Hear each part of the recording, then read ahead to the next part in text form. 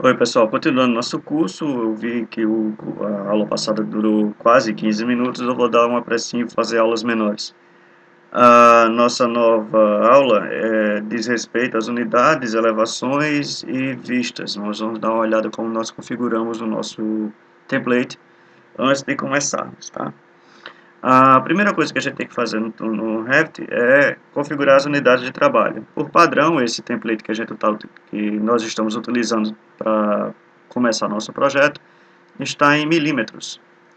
Se eu desenhar aquelas paredes aqui, vocês vão ver que enquanto eu estou inserindo o projeto, aparecem essas cotas temporárias azuis e elas estão em 12.000, 15.000. Na verdade, estão com 15 metros, 12 metros de distância. Nós vamos mudar isso agora. Na aba Gerenciar, Grupo Configurações, encontramos a ferramenta Unidades do Projeto. Clicamos nela e abre-se essa caixa de diálogo. Na disciplina comum, veja que eu tenho outras disciplinas. A disciplina comum diz respeito a todos os elementos de modelagem. Encontramos as unidades que podemos modificar. Nós temos a primeira que é a linear, o formato está em milímetros. Eu clico sobre esse número, vai aparecer essa caixa de diálogo, onde temos as unidades, que eu vou mudar de milímetros para metros e centímetros, ou para metros. Qual é a diferença? A diferença é, na unidade de metros, eu tenho a informação do número de forma tradicional. Um metro é cotado com 1,00, se tiver duas casas decimais.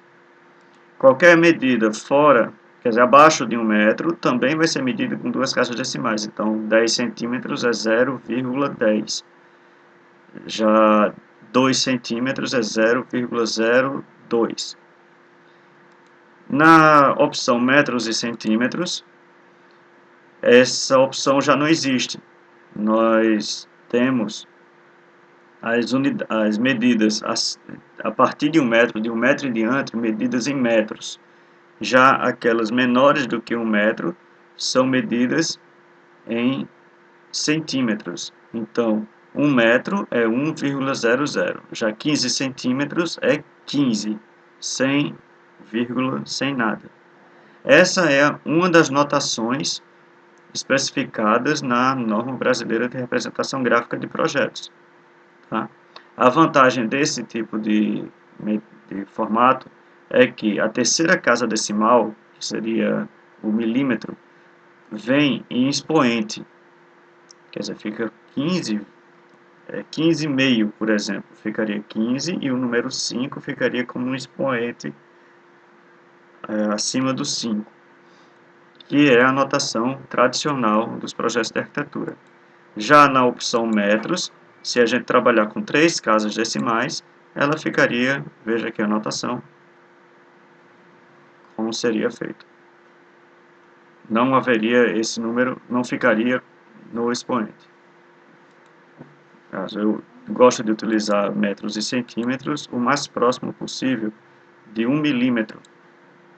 Tá? Nesse caso ele vai contar 1 milímetro, abaixo disso ele fará um arredondamento. Clique em OK. Nas áreas eu vou mudar apenas as casas decimais. Em área eu não tenho a opção metros e centímetros quadrados, terei apenas metros, lógico, né? O volume está ok, metros cúbicos com duas casas decimais. Ângulo é em grau mesmo, eu posso colocar grau ou posso colocar graus, minutos e segundos. Eu prefiro trabalhar com graus decimais. Inclinação. Qual seria a diferença entre ângulo e inclinação? Ângulo é toda medida angular paralela ao plano de trabalho.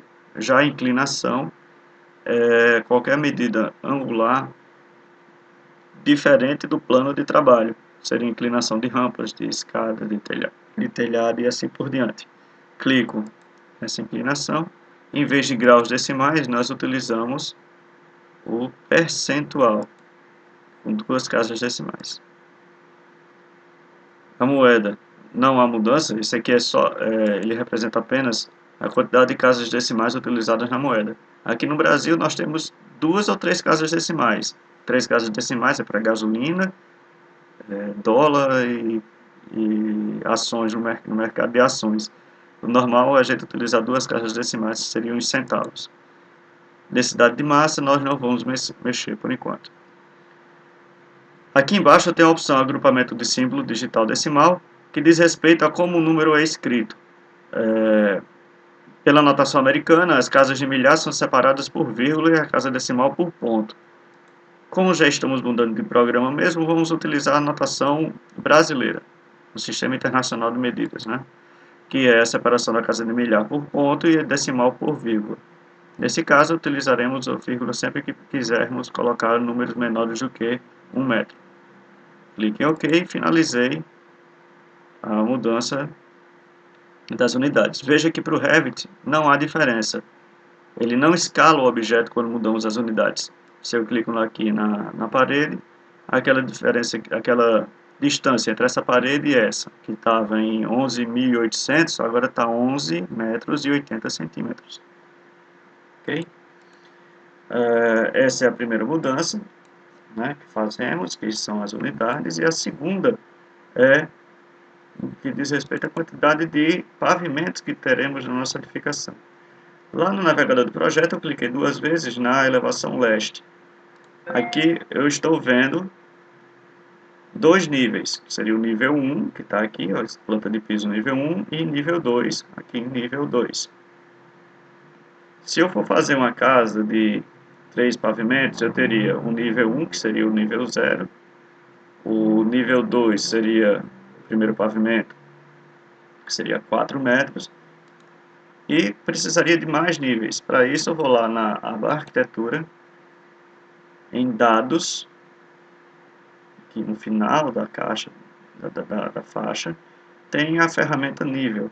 Veja que o Revit informa você, se você esperar um pouquinho o mouse em cima da ferramenta, ele vai informar qual é a ferramenta, qual é o atalho dela, o atalho de teclado, e o que é que ela faz. Alguns têm até um vídeo explicativo, nesse caso do nível não tem. Então clicamos na ferramenta nível e vamos inserir o nível desta forma. Nos aproximamos do limite, quando aparecer a linha tracejada azul eu clico com o botão da esquerda e arrasto o mouse sem clicar, normal, só empurrando o mouse, até me aproximar do alinhamento e aparecer a linha tracejada azul. Quando isso acontecer, eu clico novamente com o botão esquerdo. Ele vai criar um nível, tá? Automaticamente ele vai criar uma planta estrutural, uma planta de piso e uma planta de forro. Vou clicar no modificar que fica aqui, digitar MD ou simplesmente ESC para finalizar. E novamente crio outro nível que eu quero fazer com 4 níveis.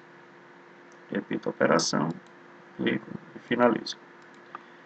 Só que em meus níveis não tem esses nomes, tem outros.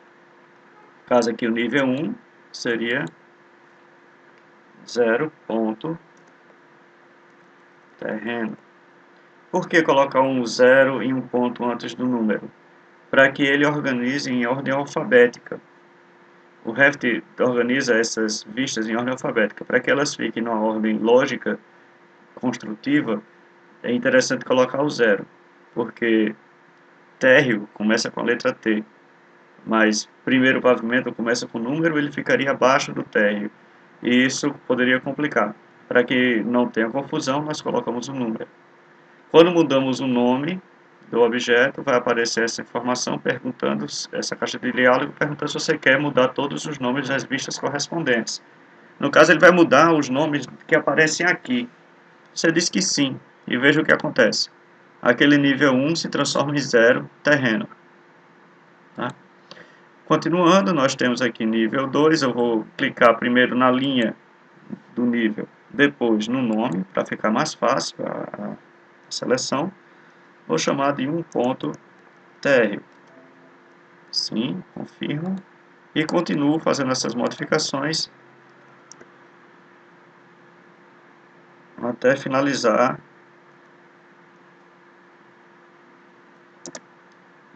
a edição dos níveis.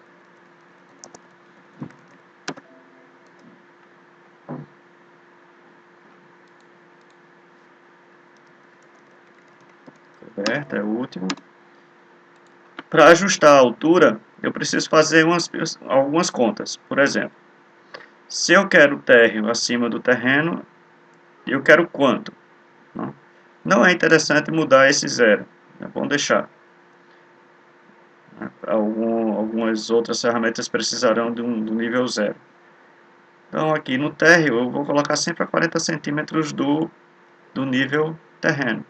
Seleciono então a linha, essa linha aqui do nível, e vai me aparecer duas cotas temporárias. Lembrando que no Raft quem se mexe é quem está selecionado, quem está em azul. Para selecionar eu clico em cima, arrasto da direita para a esquerda, tocando aqueles elementos que eu quero mexer, ou englobando da esquerda para a direita os elementos que eu quero trabalhar. Selecionando exatamente em cima da linha, vão aparecer as cotas temporárias, e aqui eu vou clicar em cima do número da cota e simplesmente digitar 0,4, que é a distância. Não precisa se preocupar com essa informação aqui sobreposta, né? Nós mudamos a escala ou ajustamos clicando nesse símbolo. Tem um símbolo aqui, é um raio. Clico nele, quebra-se a linha e eu ajusto o texto.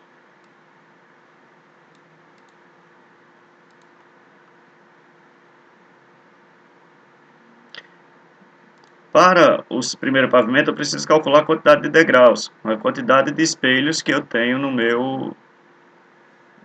na minha escada. Então eu quero, digamos, 16 degraus de 16 espelhos de 17,5 centímetros de altura.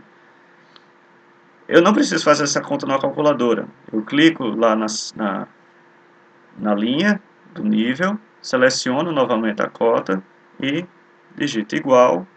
16 é o número de espelhos que eu quero, asterisco representando a multiplicação, 0,17,5 que é a altura do meu espelho. Veja que eu coloquei vírgula, porque eu estou trabalhando com metros e centímetros e com agrupamento com vírgula, separando as casas decimais. Digito Enter e ele automaticamente faz a conta para mim, colocando 2,80 metros.